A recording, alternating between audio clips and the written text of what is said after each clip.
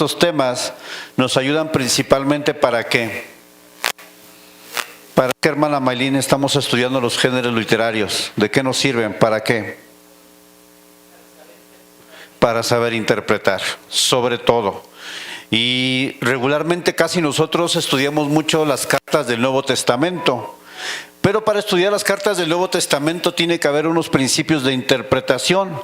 Hoy vamos a ver algunos de ellos que son sumamente necesarios para que nosotros podamos aprender a interpretar correctamente lo que son las cartas del Nuevo Testamento. Amén. Entonces vamos a ver lo que son las género literario epistolar. Epistolar es una carta. Dice así, ¿para qué nos sirve el género epistolar? Dice que las epístolas son cartas ocasionales dirigidas a unas audiencias específicas y a situaciones concretas. Los autores contestan a preguntas que les han hecho o se dirigen a situaciones de las que tienen conocimiento. Los autores del Nuevo Testamento usaron cartas para pastorear las ovejas desde la distancia y comunicar la voluntad de Dios. Usted sabe, y debe de saber que muchas de las cartas del Nuevo Testamento fueron respuestas a situaciones que estaban pasando algunas iglesias en particular. ¿Alguien me puede dar un ejemplo? La carta a los Corintios. Una de las razones por las cuales Pablo escribe a los Corintios, ¿cuál es? El desorden que había en la iglesia.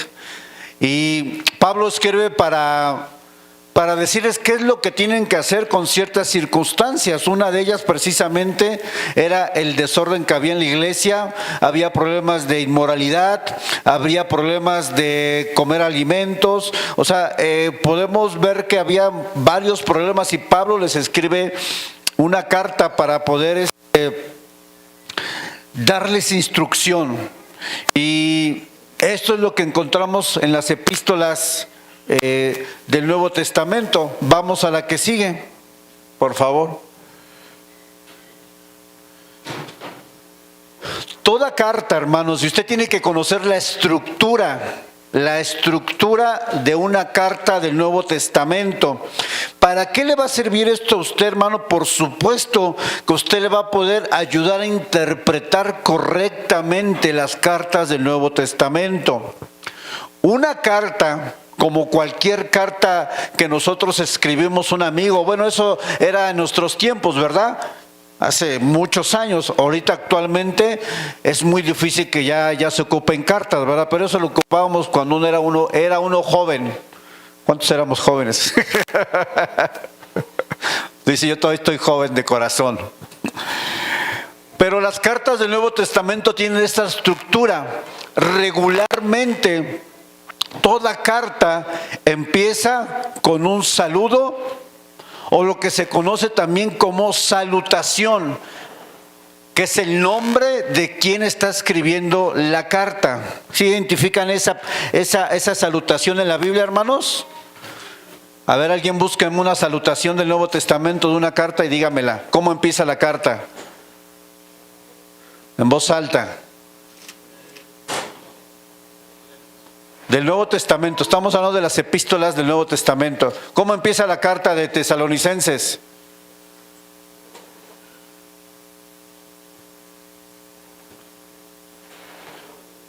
Primera Tesalonicenses 1, Pablo, el remitente, Silvano y Timoteo. O sea, ahí Pablo está hablando en nombre de Silvano y de Timoteo a la iglesia de los tesalonicenses, en Dios Padre y el Señor Jesucristo, gracia y paz sean a vosotros de Dios nuestro Padre y del Señor Jesucristo. ¿Qué tenemos ahí? Una salutación. Pero también hay cartas donde no solamente se escribe este saludo donde se identifica el autor de la carta, sino que también tenemos elementos que hablan de la acción de gracias. Hay otras cartas que dicen gracias al Señor. Va a ver si lo encuentro por aquí. Segunda de Tesalonicenses, versículo 1, nuevamente la segunda carta a los tesalonicenses. Pablo, Silvano y Timoteo, a la iglesia de los tesalonicenses, en Dios nuestro Padre y en el Señor Jesucristo. Y ve ahí, gracia y paz a vosotros, de Dios nuestro Padre y del Señor Jesucristo. Muchas de las cartas vienen con una salutación, pero también incluye una acción de gracias. Las cartas también tienen un cuerpo, y el cuerpo está compuesto principalmente de dos aspectos. El cuerpo es la parte central, donde se abordan las razones de la escritura de la carta, cómo responder a problemas específicos, enseñar una doctrina o dar instrucciones. En el cuerpo usted encuentra las razones por las cuales esta persona está escribiendo esa carta. Y hay otro concepto que se llama parénesis, que es frecuentemente donde se incluyen las exhortaciones morales y consejos prácticos para la vida.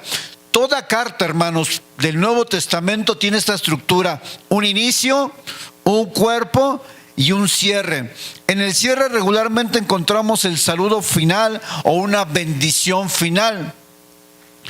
En segunda de Tesalonicenses, en el capítulo 3, versículo 16 al 18, vemos una bendición final.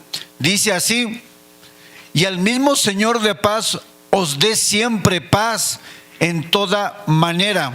El Señor sea con todos vosotros. Las salutaciones de mi propia mano, de Pablo, que es el signo en toda carta mía, así escribo. La gracia de nuestro Señor Jesucristo sea con todos vosotros. Amén. Entonces, es decir, todas las cartas regularmente van a tener un cierre, una bendición final. Pero hay otras cartas, hermano, que tienen algo en la parte final. No sé si usted alguna vez lo ha leído, alguna vez en la vida ha leído, donde dice doxología. ¿Quién ha leído eso en las cartas? ¿Sí? Hay una parte que dice doxología final. Vamos a la diapositiva. Yo quiero que aprenda algo nuevo. Que dice doxología. Dice la diapositiva que la doxología son alabanzas y atribuciones a la gloria de Dios, y aparecen al final de un libro, o en este caso, de una carta o de una sección. ¿Qué es una doxología? Y ahorita vamos a identificar algunas doxologías en las cartas del Nuevo Testamento. La doxología tiene 4 aspectos importantes a considerar que se mencionan dentro de esta doxología, que es hace referencia a Dios o a Cristo. Se habla de la gloria de Dios o de los atributos que tienen que ver con la gloria de Dios. Se habla de gracias, hijo. Se habla de un tiempo, de una duración, y regularmente las doxologías tienen al final amén. Vamos a Romanos 11:36 y ponme el versículo para que todos lo vean en grande, para que usted vea de manera clara cómo estos elementos sí se cumplen en las cartas del Nuevo Testamento. Romanos 11:36. Vea si usted encuentra los elementos que yo le estoy diciendo. Dice: porque de Él y por Él y para Él son todas las cosas. A Él sea la gloria por los siglos. Amén. ¿Encontramos los elementos de una doxología ahí, hermanos? ¿Sí están ahí? Habla de la gloria de Dios porque está hablando de Él. Obviamente está hablando del Señor o de Cristo o de Dios. Y dice todas las cosas, dice a Él sea la gloria. Y luego viene esta parte que habla del tiempo, por los siglos. Y cierra ¿con qué? Con un amén. Búsquenme Gálatas 1:5. Pónmelo en la pantalla para que eso sí quiero que lo vean, por favor. Gálatas 1:5. ¿Qué dice ahí? A quien sea la gloria por los siglos de los siglos. Amén. Esa es otra doxología. Filipenses 4:20.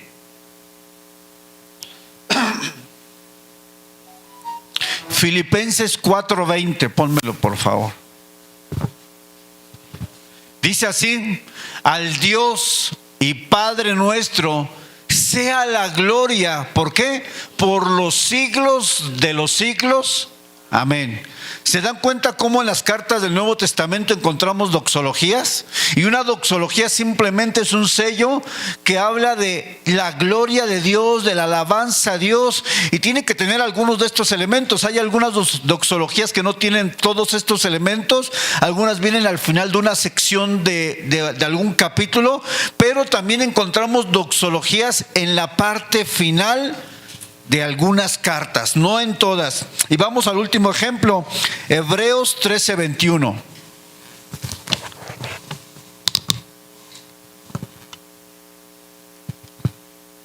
Hebreos 13:21.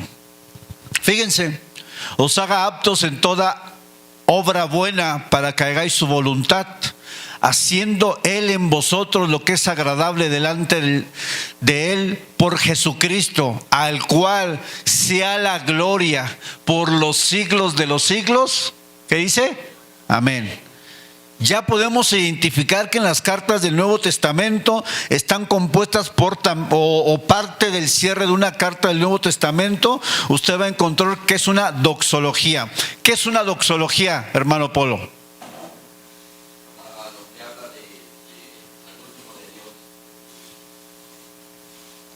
De su gloria, de un tiempo, y cierra con un amén.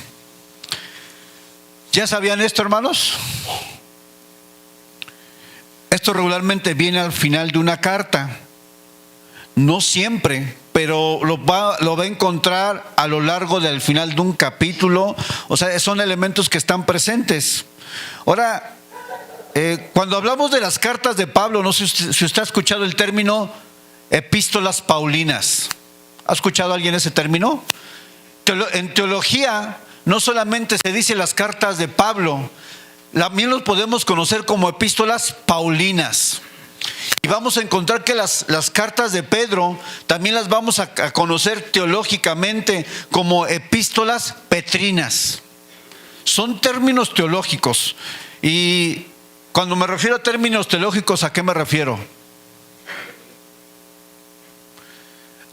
Son términos que tienen que ver con el estudio de Dios, ¿verdad? En teología, todo lo que estudia la teología. Vamos a la diapositiva y vamos a ver las epístolas paulinas. Pregunta: ¿cuántas cartas escribió el apóstol Pablo? A ver, dime, vale.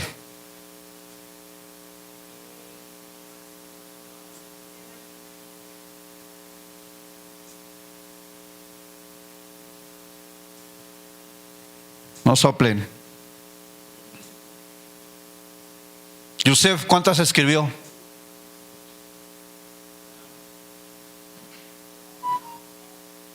¿Pasasos? Ok. Hermana Ever, ¿cuántas escribió? 13 cartas. Vamos a verlas, porque estas cartas tienen una subdivisión. Vamos a las cartas, por favor.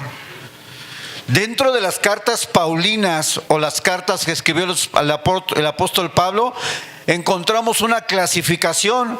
Encontramos unas cartas que fueron escritas a iglesias, que son las cartas a las iglesias. Tenemos a Romanos, Corintios, Gálatas, Efesios, Filipenses, Colosenses y Tesalonicenses. Estas cartas fueron escritas en particular a una iglesia o varias iglesias.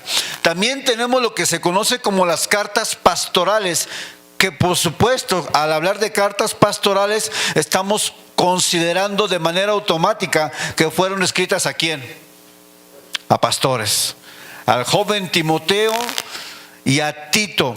Pero también tenemos una carta personal, que es la carta a Filemón. ¿Sí la han leído, la carta a Filemón? ¿Cuántos capítulos tiene la carta a Filemón?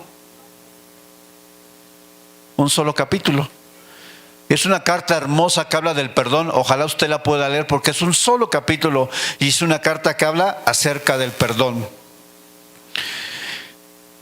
¿Estos son las epístolas paulinas o las cartas del apóstol Pablo en un lenguaje mucho más sencillo? En el Nuevo Testamento hay algo que se llama como epístolas generales o cartas generales. Vamos a la siguiente. Epístolas generales. No le pases ahí, por favor. ¿Quién sabe cuáles son las epístolas generales?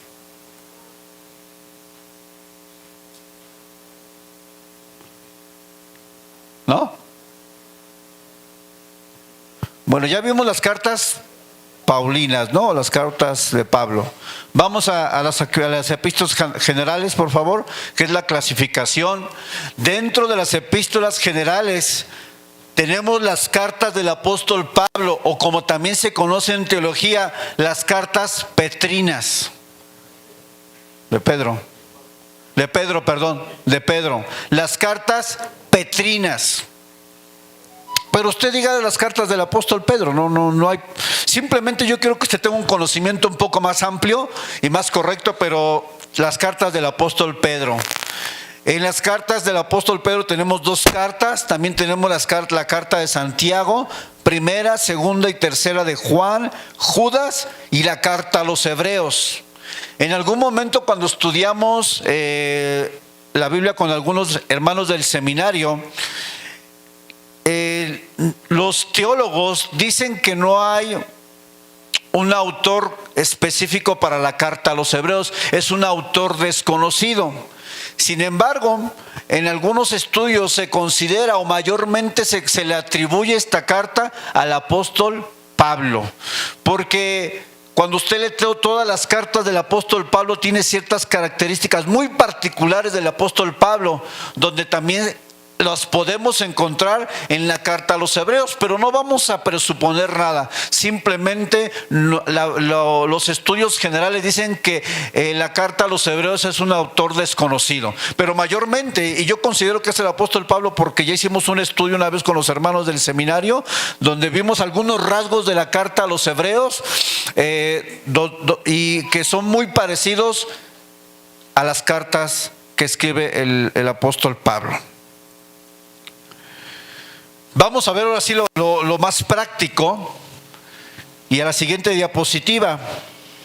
Para interpretar el género epistolar, ¿qué se necesitará para hacer una buena interpretación? ¿O qué es lo que usted debe considerar siempre que venga a las cartas del Nuevo Testamento?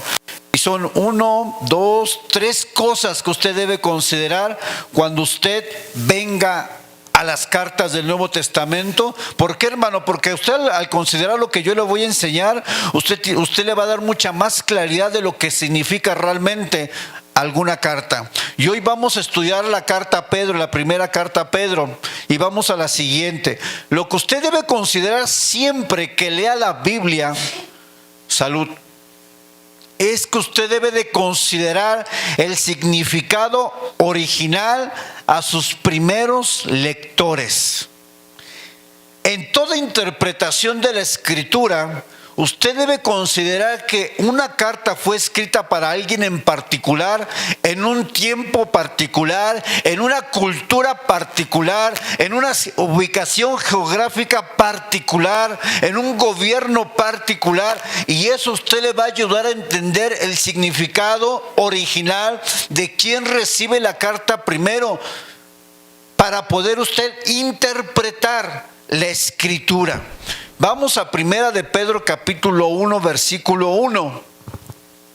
Vamos a tratar de hacer una interpretación práctica o general de esta carta, para que usted se dé cuenta cómo es necesario que usted tenga este conocimiento. Dice así: Pedro, apóstol de Jesucristo, a los expatriados de la dispersión en el Ponto, Galacia, Capadocia, Asia y Bitinia. Esta carta del apóstol Pedro, ¿a quién la escribió? ¿A una persona, a un pastor, a una iglesia o a muchas iglesias? a un conjunto de iglesias, está hablando de una zona en Asia, y no solamente está hablando de Ponto, Galacia, Capadocia y Bitinia, está hablando de Asia como una ubicación mucho más amplia. Es que esta carta realmente fue una circular a muchas iglesias. ¿Cuál era el contexto de esta carta? Esta carta se escribe aproximadamente en el año 64-65 después de Cristo. Recuerde que los primeros 3 siglos de la iglesia es donde la iglesia nace, donde se genera la historia de la iglesia primitiva, la iglesia del tiempo de Roma.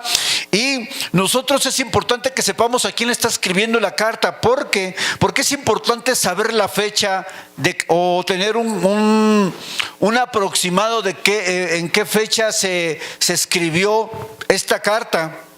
Porque vamos a encontrarnos que en el contexto donde se está escribiendo la carta es a varias iglesias, pero es un contexto de persecución.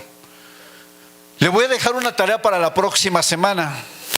Lea toda la primera carta de Pedro y búsqueme la palabra aflicción, búsqueme la palabra pruebas y toda palabra sinónimo que tenga que ver con persecución y sufrimiento. Y va a ver cuántas veces aparecen estas palabras. ¿Cómo yo determino cuál es el propósito de una carta? Cuando hay una palabra que se repite muchas veces en la carta, eso me está dando un indicio de que la carta tiene un propósito a lo mejor más particular. Aunque una carta puede tocar varios temas, cuando tú encuentras que una palabra se repite mucho, el matiz de la carta tiene ese sentido, ¿sí me entienden? Entonces, la primera carta del apóstol Pedro es una carta que se escribe en un momento de mucho sufrimiento y persecución para la iglesia. ¿Por qué para mí es importante saber en qué tiempo se recibe la carta o se escribe? Porque están de acuerdo que en el tiempo que esta carta fue escrita no es muy diferente a nuestro contexto actual. No es lo mismo. Por eso nosotros tenemos que considerar estos aspectos. Vamos a la siguiente. Y alguien que busque Primera de Pedro 1, 3 y 4 y Primera de Pedro 4, 12. No los pongas en la pantalla, quiero que alguien lo lea en voz alta, por favor. De manera general, el propósito de esta carta es animar a los cristianos a permanecer firmes en la persecución para darles esperanza en medio del sufrimiento, tomando como ejemplo el sacrificio, el dolor, la aflicción que el Señor Jesucristo mismo vivió al ir a la cruz. El propósito de toda esta carta, aunque tiene varios temas dentro de la misma, tiene un propósito general y es animar a los cristianos a permanecer firmes en medio del sufrimiento cuando eran perseguidos. ¿Qué dice Primera de Pedro 1, 3 y 4? ¿Quién lo tiene? Léalo en alto. Léelo, Gaby, por favor, alto.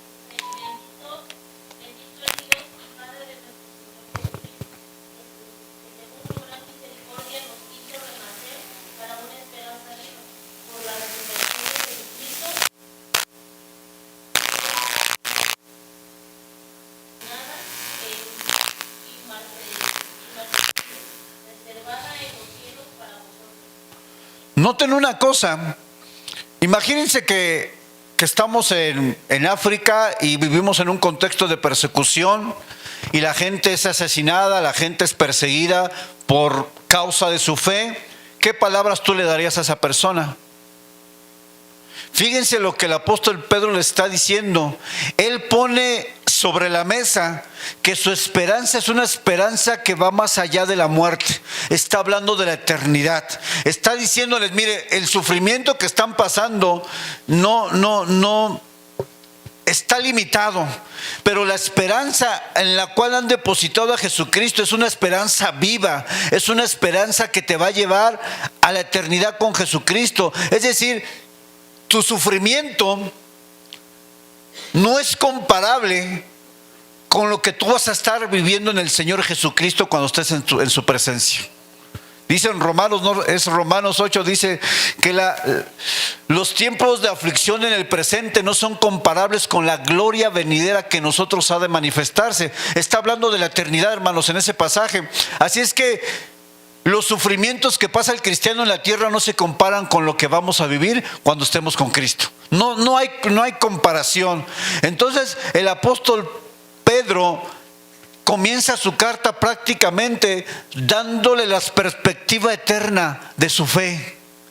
No diciéndole, bien, tú vas a pasar. No da este tipo de palabras que tú y yo daríamos en un contexto. Ánimo, hermano. Le dice, tu salvación te va a llevar más allá que esto que estás sufriendo. Primera de Pedro 4:12, ¿qué dice?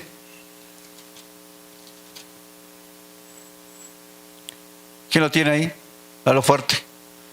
No os sorprendáis del fuego de prueba que os ha sobrevenido, como si alguna cosa extraña os aconteciese. ¿Qué le dice el apóstol Pedro a la iglesia? A todas las iglesias, porque ya vimos que eran varias iglesias, no era una sola. No te sorprendas de la prueba que ha venido sobre tu vida. Y a veces como cristianos nos sorprendemos, ¿no? Ay, ¿y por qué me pasa eso a mí? ¿Cuántos han dicho eso? ¿Y por qué estoy pasando pruebas? ¿Y por qué me está pasando esto? Señor, ¿y por qué me despidieron? Señor, ¿y por qué no tengo dinero? Señor, ¿y por qué? ¿Y por qué me están persiguiendo? ¿Por qué me están humillando? Señor, ¿y por qué vino una prueba? Y dice el Señor a través del apóstol Pedro, no te sorprendas. Como si algo no fuera correcto. Como si tú como cristiano eres exento al sufrimiento, eres exento a los problemas, eres exento a la escasez, eres exento a que alguien muera de tu familia, eres exento a que alguien te rechace, eres exento a que alguien te traicione. Yo les pregunto, iglesia, ¿el cristiano está exento de todo eso? Es más, cuando nos convertimos hasta más nos dieron, más nos tupió. ¿A quién le pasó, hermanos? Que cuando tú aceptaste a Jesucristo y decidiste venir a Él, hasta unos dijeron, caramba, pues no que era mejor aquí, mejor me regreso. ¿Y sabe por qué muchos dicen? Es que no puede ser, porque les pintaron un evangelio sin dolor y sin sufrimiento. Un evangelio que se predica en muchas iglesias. Ven a Cristo y tus problemas acaban. A ver, yo les pregunto a la luz de la Biblia, hermanos, ¿es correcto decirle eso a una persona? Y entonces, ¿cuál es la diferencia, hermana? A ver, si yo vengo a Cristo, primero ella, luego después tu hijo. ¿Cuál es la diferencia entonces si yo vengo a Cristo, hermana? Si mis problemas a lo mejor no van a cambiar, si mi situación a lo mejor no cambia, si a lo mejor no sano, si a lo mejor mi economía no cambia, entonces, ¿cuál es la diferencia en que yo venga a Cristo, hermana? A ver.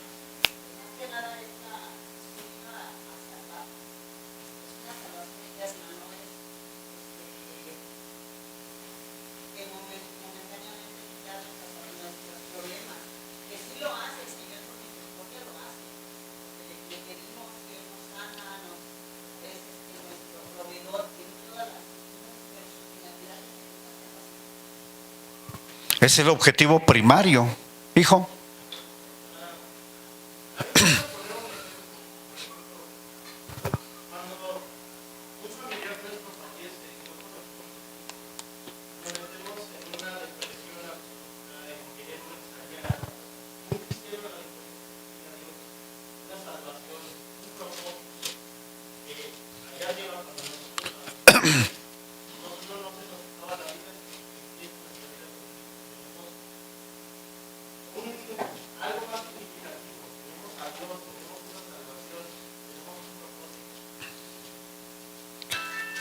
Para un cristiano, hermano, la muerte no es el final, realmente es el comienzo. Y dice Pablo la carta a los tesalonicenses, hablando de los cristianos, porque le está escribiendo una iglesia, dice que no nos entristezcamos como aquellos que no tienen nuestra esperanza. ¿Por qué? Porque si tú tienes esperanza en Jesucristo y esa persona murió en Cristo, tu esperanza es que un día pues la vas a encontrar y sabes que está en el mejor lugar que puede estar una persona en la presencia del Señor.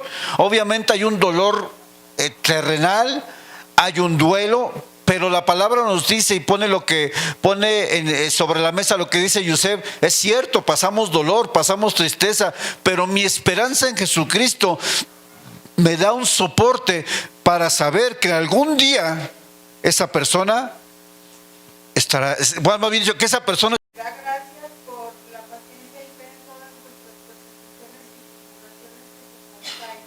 Esto es demostración del justo juicio de Dios, para que seáis tenidos por dignos del reino por el cual os eligió para ustedes. Entonces, somos sacados del mundo, venirnos a la limpia, así es. para hacernos dignos. Y otra cosa también muy importante, que Dios nos puso para alcanzar la estatura de varón perfecto, para parecernos a Cristo. Igual en sus tribulaciones. Los apóstoles se gozaban de ser tenidos por dignos de tener las mismas parejas, Exacto. porque para eso fuimos rescatados, para ser como Él, igual en su resurrección, igual en la felicidad eterna. Así es. Y somos juzgados gracias, y somos juzgados en esta tierra. ¿Sí me oigo? Somos juzgados en esta tierra para no ser juzgados junto con el mundo en el juicio final. Exacto. Quiero que se den cuenta de algo, hermano. Esto me habla de que la hermana conoce la palabra y de que ve el sufrimiento de una perspectiva muy diferente a los que no tienen a Cristo. Porque el sufrimiento cristiano tiene que verse a la luz de la Escritura, no a la luz de las experiencias. Primera de Pedro capítulo 3 versículo 17 dice así: porque mejor es que padezcáis haciendo el bien, si la voluntad de Dios así lo quiere, que haciendo el mal.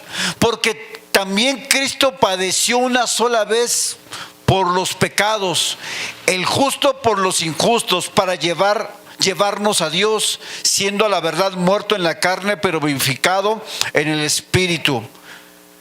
¿Qué está diciendo la Escritura, hermano? Que si Cristo padeció, ¿nosotros vamos a padecer o no? Por causa de nuestra fe. Qué diferente es cuando tú ves el sufrimiento a la luz de la Biblia y qué diferente es cuando tú ves el sufrimiento a la luz de tu experiencia. Son dos posturas totalmente diferentes y son dos posturas que te van a llevar a dos lugares completamente diferentes. Verlo a la luz de tu experiencia, verlo a la luz de cómo el mundo lo ve, te va a llevar a victimizarte, te va a llevar a ser un hombre sufriente, doliente. Ay, todo me pasa a mí, ¿por qué a mí? Verlo a la luz de la Escritura te va a llevar a decir Romanos 8:28, porque a los que aman a Dios,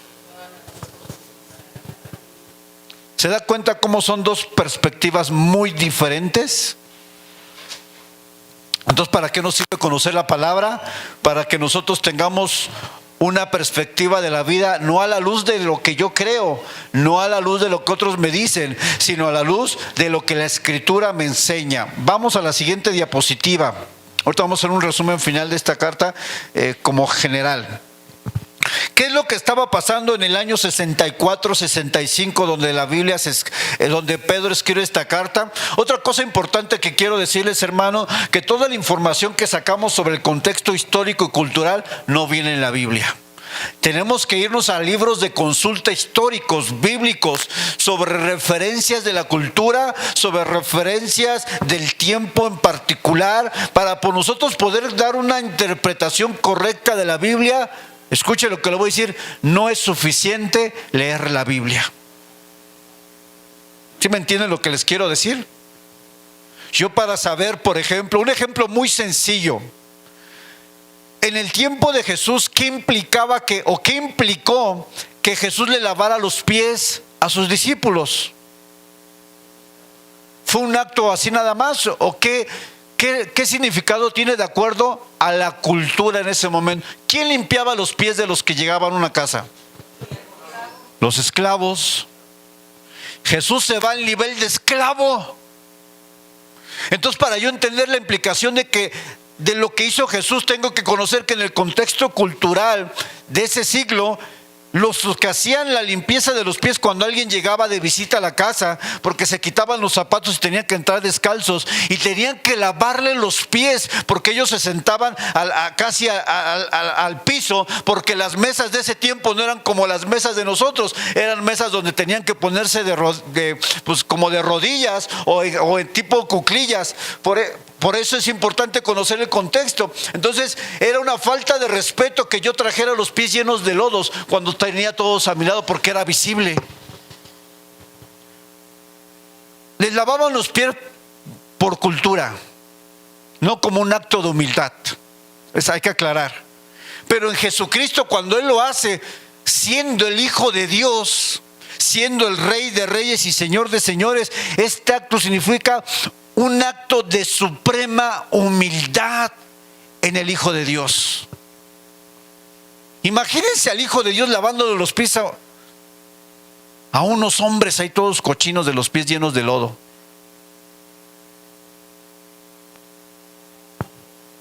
Eso era lo que pasaba en ese momento.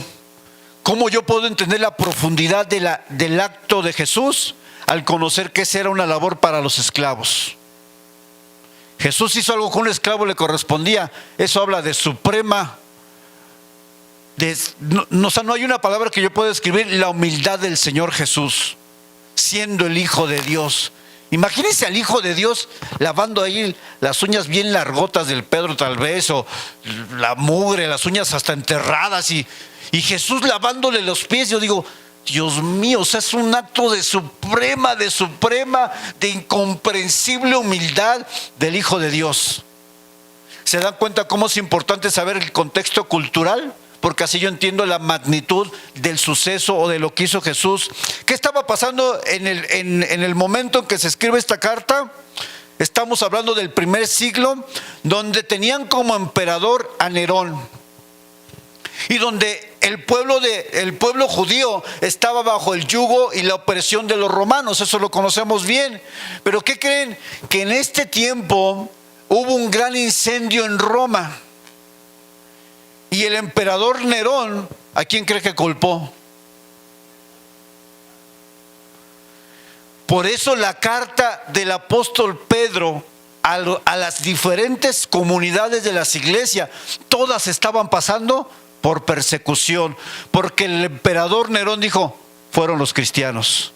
Y dice la historia que ponían antorchas humanas al entrar al palacio, de cristianos que los quemaban vivos. Tú ibas entrando y veas ahí, bueno, los que no eran cristianos o los que no declaraban su fe, pasabas y los veías ahí todos quemándose vivos, hombres, mujeres, niños, por causa de su fe. Y el apóstol Pedro escribe esta carta para animarlos y decirles, aunque tú mueras por causa de tu fe, la esperanza que tú tienes en Jesucristo trasciende tu dolor, trasciende la propia muerte. Por eso la carta del apóstol Pedro, aunque encontramos diferentes temas, uno de los temas principales de esta carta es animar a los creyentes a que en medio de la prueba, de la persecución, de la muerte, del sufrimiento, su esperanza esté en su salvación y en Jesucristo. Este es el propósito general de la primera carta a Pedro, aunque hay muchos temas. Y yo creo que de manera natural, nos está diciendo eso a nosotros Dios hoy. ¿Tienes pruebas? Tienes una esperanza viva. ¿Tienes pruebas? Son temporales, no son eternas las pruebas, hermano. ¿Tienes pruebas? Si Jesucristo sufrió por ti y fue a la cruz, tú eres partícipe de eso. Bienaventurado, dice la Escritura. Así que la primera carta del apóstol Pedro tiene un tema central, y es animar a los creyentes a permanecer en medio del dolor. Ese es un tema principal de la carta. Tiene varios temas, pero en general la tarea que les dejé les va a mostrar cuántas veces habla o palabras sinónimas que tengan que ver con el sufrimiento, con el dolor de los cristianos que estaban pasando en ese momento persecución por causa de su fe, de acuerdo al contexto o en el tiempo en que la carta fue escrita, donde hubo un gran acontecimiento en Roma, el incendio. Los cristianos fueron culpados y los cristianos eran perseguidos de manera letal. Y cuando veo este contexto, y a veces nosotros nos ahogamos en un vaso de agua, ¿no? Cualquier problemita, hermanos, ya. Sentimos que el mundo se nos va, que la vida se nos seca, que ya Dios nos abandonó. Imagínense si estuviera conocido a un cristiano de este siglo, me estoy escondiendo porque me van a matar. ¿Por qué? Porque soy cristiano. ¿Por qué? Porque no niego mi fe. No, hermano, eso no era. La cruz para nosotros es un símbolo de Jesucristo, pero la cruz en el primer siglo, hermano, era un símbolo de muerte. Ahorita tú te pones una camisa con una cruz, con un versículo, y dices, ese es cristiano, pero en los 3 primeros siglos de la iglesia, traer una cruz era la muerte, hermanos. No era como hoy. ¿Por qué? Porque la muerte de cruz era un castigo para todos aquellos que se rebelaban contra el imperio romano. Pero dice Gálatas capítulo 3 versículo 13 que era un acto donde la persona era maldita. Dice, maldito todo aquel que es colgado de un madero. Así es que la cruz en los 3 primeros siglos de la iglesia no es como hoy, que tú traes tu cruz, tu camisa, tu sticker, no. Gálatas 3, capítulo 13. Porque está escrito, maldito todo el que es colgado, ¿qué? Si fue por amor a nosotros, iglesia. Qué glorioso es el Señor Jesucristo. Por eso las doxologías es una parte importante en las cartas del Nuevo Testamento, porque tienen que glorificar el nombre del Señor. Es un canto diciendo, sí, todo lo que está pasando en la carta, pero a Dios sea la gloria siempre, a Jesucristo, por los siglos de los siglos de los siglos. La gloria sea el único que es digno de alabanza, de adoración, de rendición, de todo lo más magnífico que tú puedas salir de tus palabras, sea solamente al Señor Jesucristo. ¿Cuántos dicen amén? Toda la gloria sea a Él. ¿Cómo leer las epístolas del Nuevo Testamento? Estamos terminando. Vamos a la última diapositiva. ¿Cómo usted tiene que leer las epístolas del Nuevo Testamento? Y esto sí quiero que lo tenga muy claro, porque si no, usted se va a aventar toda una lectura corrida y no le va a entender, hermano. No va a entender lo que le está leyendo. Una epístola en el Nuevo Testamento se lee en párrafos. No se lee corrida como una carta. Se lee, y ahorita se los voy a demostrar. Aguántenme tantito. Dice, al leer una epístola es importante seguir el flujo de pensamiento. Para ello, la única regla segura es pensar en párrafos. Debes estar preparado para cambios de pensamiento frecuente. ¿Qué quiere decir esto? Que de repente viene con un tema y cambia otro tema que no tiene nada que ver. Vamos a un ejemplo. Primera de Pedro, capítulo 3. Versículo 1. Lo voy a leer y usted siga la escritura y usted me va a decir dónde entró el cambio de tema. Asimismo, a vosotras mujeres, estad sujetas a vuestros maridos, para que también los que no creen en la palabra sean ganados sin palabra por la conducta de sus esposas, considerando vuestra conducta casta y respetuosa, vuestro atavio no sea el externo, de peinados contenciosos, de adornos de oro o de vestidos lujosos, sino el interno, el de corazón, en el incorruptible con ornato de un espíritu afable y apacible, que es la grande estima delante de Dios. Porque así también se ataviaban en otro tiempo aquellas santas mujeres que esperaban en Dios, estando sujetas a sus maridos, como Sara, obedecía a Abraham, llamándole Señor, de la cual vosotros habéis venido a ser hijas, si hacéis el bien, sin tener ninguna amenaza. Vosotros, maridos, igualmente, vivid con ellas sabiamente, dando honor a la mujer como a vaso más frágil y como a coherederas de la gracia de la vida, para que vuestras oraciones no tengáis estorbo. Finalmente, sed todos de un mismo sentir, como pasivos, amándonos fraternalmente, misericordiosos, amigables, no devolviendo mal por mal, ni maldición por maldición, sino por el contrario, bendiciendo, sabiendo que fuisteis llamados para que heredéis la bendición. ¿Dónde cambió el tema? ¿En qué versículo ya cambió? Del 1 al 7, ¿de qué está hablando?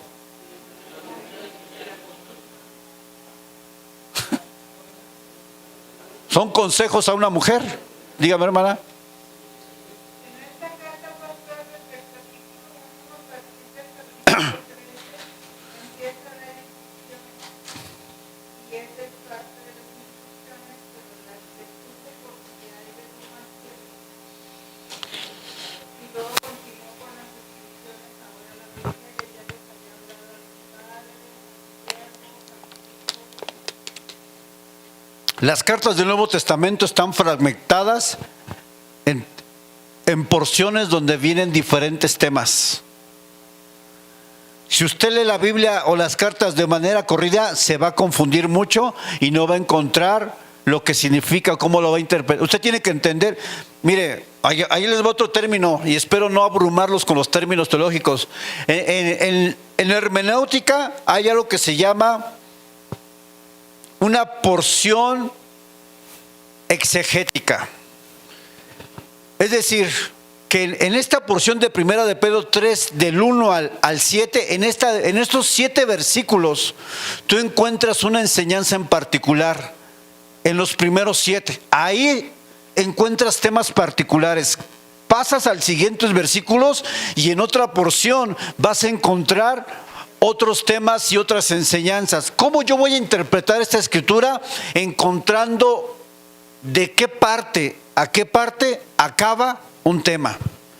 Aquí me doy cuenta que la parte o el versículo 8 en el inicio dice finalmente. ¿Qué nos da a entender eso? Ya acabé el tema anterior. Voy a pasar a otra cosa. Entonces hay palabras clave que te van a decir, la carta te va a decir, ya acabó el tema, voy a seguir con otro. ¿Cómo yo voy a saber eso? Tengo que tener mucha atención al momento de leer, porque cuando tú encuentras una palabra que son palabras, bueno, dentro de la interpretación hay palabras que se llaman palabras de conexión, palabras para conectar ideas, es decir, hay palabras para cerrar frases. Entonces tú tienes que identificar cuáles son las palabras que la Biblia usa para saber cuándo está acabando algo. Finalmente, por ejemplo, ¿qué otra palabra podríamos ocupar para decir que algo acabó un tema? En conclusión, por otro lado, ya acabó el tema. Por otro lado te voy a decir, entonces, ¿cómo yo identifico dónde viene la porción de una enseñanza con las palabras que vienen ahí? Y te das cuenta dónde empieza y dónde acaba. ¿Esto para qué me sirve? Para cuando usted lea la Biblia sepa que ya está pasando otro tema. Y sobre todo a los que enseñan, que puedan encontrar la porción exegética de donde van a hacer su interpretación. Por ejemplo, este tema habla de la sujeción, del testimonio de las mujeres. Pero o sea, ahí ya tú no puedes mezclar los temas, no puedes meter otra cosa. ¿Por qué? Porque hay un tema central en esa porción. Es como si en esa porción, por ejemplo, de Primera de Pedro 3, 1 al 7, yo hablo del perdón. ¿Tendría sentido, iglesia? ¿Por qué? Si yo predico esta porción bíblica y en uno de mis puntos digo, el perdón es necesario, me estoy saliendo totalmente del contexto de mi porción bíblica. ¿Sí me entienden? Entonces yo estoy dando una mala interpretación totalmente y estoy metiendo un tema que no tiene que ver con mi pasaje bíblico o con mi porción de la cual yo estoy extrayendo para dar una enseñanza. ¿Será que entonces estoy aprendiendo algo que me ayuda a interpretar? Sí, por supuesto. Usted no puede leer las cartas del Nuevo Testamento como un solo tema, son diferentes párrafos, son diferentes temas. La misma carta te va a dar indicios de que ya acabó un tema, de que ya comenzó el otro. ¿Y eso para qué le sirve a usted en su vida práctica? Primero, para que cuando usted lea la Biblia la entienda. Número 2, si usted es una persona que enseña la palabra de Dios, pueda ubicar su pasaje donde usted va a sacar una enseñanza y no esté mezclando diferentes temas cuando a lo mejor no tienen nada que ver. ¿Sí me entienden? Entonces, al final es importante para nosotros conocer el género epistolar porque le va a ayudar a usted a ver las cartas del Nuevo Testamento desde una perspectiva totalmente diferente. ¿Estamos de acuerdo? Entonces, al final, hermanos, les voy a pasar su material, escuchen la clase y cuando esté leyendo las cartas del Nuevo Testamento, identifique palabras clave. Mire, hermano, usted tiene que aprender a rayar su Biblia de esta manera. Con un color subraye alguna palabra que se repite, con otro color subraye algún tema que usted ve que es constante, y todo esto, hermano, lo tiene que usted hacer para usted poder interpretar la Escritura. No se interpreta así, nada más digo, el Espíritu del Señor me dijo, no olvídese de ese tipo de pensamiento, hermano. Sabemos que la Escritura hay que escudriñarla, hay que interpretarla, hay principios de interpretación. Y uno de esos principios de interpretación es que la Biblia se interpreta con la Biblia. Ese es un principio de hermenéutica. Otro principio es, tienes que saber cuál fue el motivo por el cual los primeros lectores recibieron esa carta. ¿Qué estaba pasando en su tiempo? ¿Qué estaba sucediendo en su zona geográfica? ¿Qué estaba pasando en el momento histórico? Aspectos que me van a dar entendimiento de poder interpretar correctamente la palabra de Dios. Póngase de pie, hermano.